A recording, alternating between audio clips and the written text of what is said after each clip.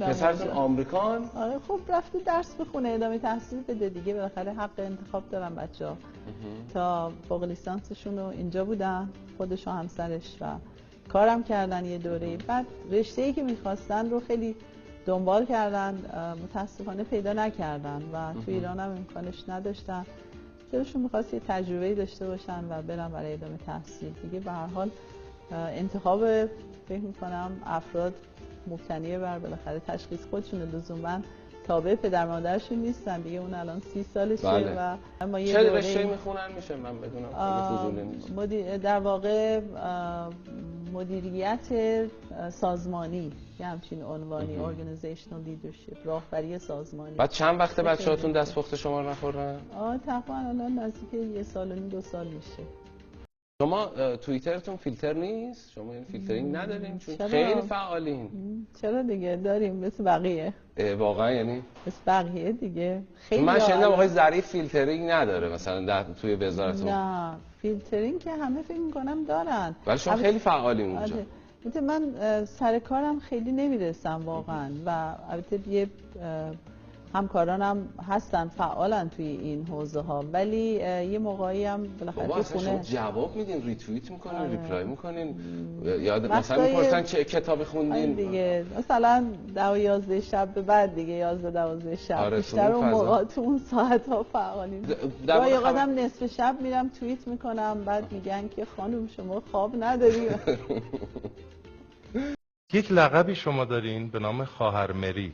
بله. این از کجا اومده؟ از دوران این زمانی که من به همراه دانشجویان مسلمان پیرو خط امام، یعنی دعوت شدم از طرف اونا به عنوان مترجم و بعد سخنگو در اشغال اون برنامه‌ای که 13 آبان بود و اشغال سفارت آمریکا.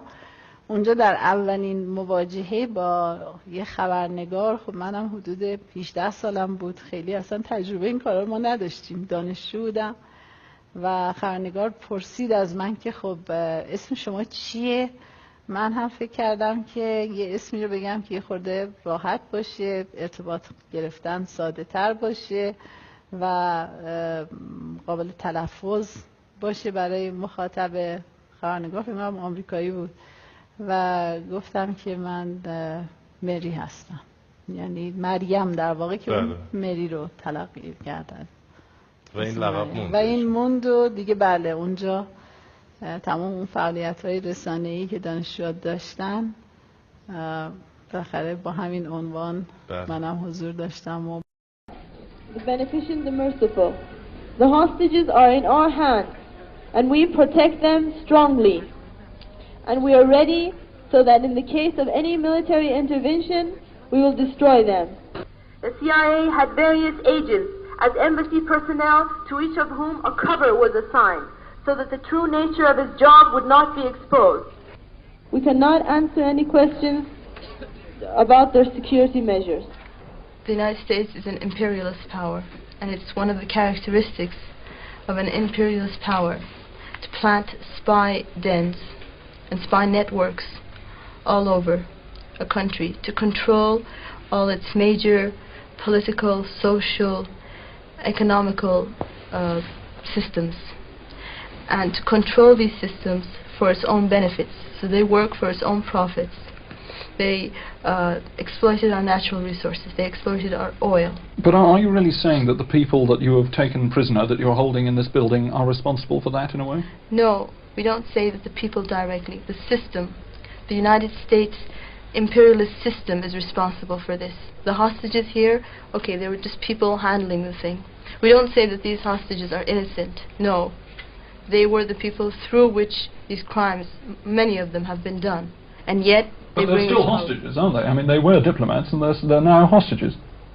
Well, what does that have to... I mean, that is the basis, if you like, of international anger. But what about the international law? That international law has been broken. What about international law in the case of the crimes that the Shah committed? In the case of 60,000 martyrs we gave in this country. In the case of 100,000 handicapped people we gave in this country. The Shah turned this country into a ruin. And of course, do the American people, do the Western people know this? No. And of course they don't understand then what happens. You said at the press conference the other day, you said yourself that if there was an attack on this embassy, that you would destroy the hostages. Could you really do that? Yes, we mean it. Could you personally lift up a gun, Yes. put it to the head of one of these people and kill him? Yes, when I have seen a gun being lifted up, an American machine gun being lifted up, and killing my sisters and brothers in the streets. Of course, oppression and tyranny must be destroyed. What about the question of what is going to happen to the hostages now? I mean, it's been said that there's going to be a trial. Do you want these people to go on trial? Yes, these people, if the Shah is not returned. And But if it he's not takes going too to be long- returned, is he? Do you really believe that he'll be returned? Yeah, we believe they should return him. But that's another question. Do you believe he will be returned? And they have to. If they don't return him, the trials will start, and the hostages will be tried, and they'll be tried in a Islamic court, and the sentences will be carried out on them, based on Islamic principles. Are you at all worried that there could be some kind of psychological damage to these people that you're holding as a result of their captivity? Psychological damage to Yes, the that hostages? quite simply that some of them might, if you hold them much longer, just go mad.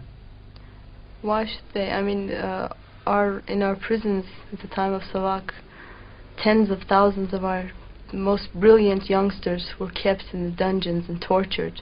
No one cared for their psychological after effects. They were being tortured there, and everyone knows what came to them those years. And they were really the most brilliant and most intelligent of our young people, and the youngest. And so, can you compare that to this? But how much longer can you go on doing this?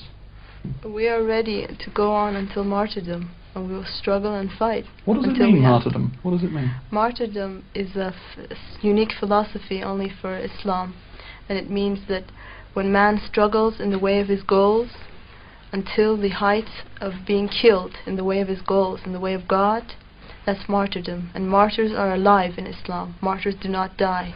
Martyrs are not destroyed. They always exist. So the bullets do not really kill. The bullets do not kill. And that is the message that the people of Iran gave to all oppressed peoples of the world. That bullets do not kill faith. Bullets do not kill humanity. Bullets cannot kill the rights of دوباره می‌سازمت وطن اگرچه با خشت جان خویش